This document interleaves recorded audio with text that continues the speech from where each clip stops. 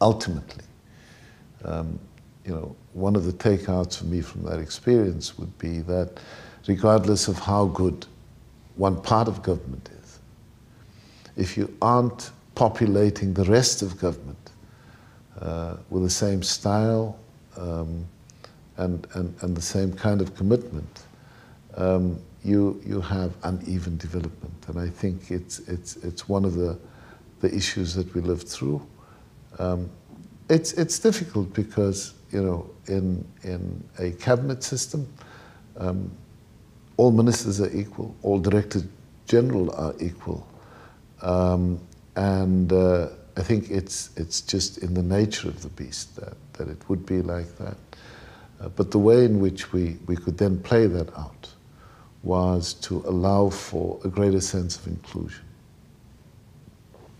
Some of the policy positions and conventions we developed, I think, were focused on creating a better sense of inclusion.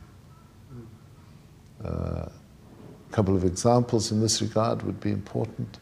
Firstly, we introduced a system of medium-term budget statements.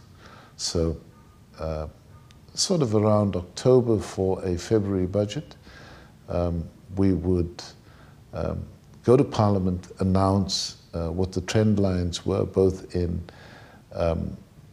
aggregate and sub-aggregate expenditure, so by a kind of functional approach to expenditure, but also an indication of the macroeconomic assumptions, taking a lot of the mystique out of budget announcements, and that worked exceedingly well, both within government but also with the general public.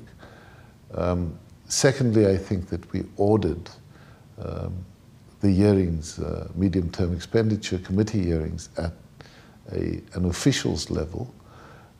So departments would come in and make presentations, frequently day-long presentations, to try and distill approaches so that we could then synthesize a budget on the strength of the presentations. Thirdly, we introduced a system called the Ministers' Committee on the Budget. About 8 to 10 ministers who were asked not to talk their own book, but to be part of a collective to evaluate issues, would meet quite frequently. And we also, in the early period, introduced peer reviews.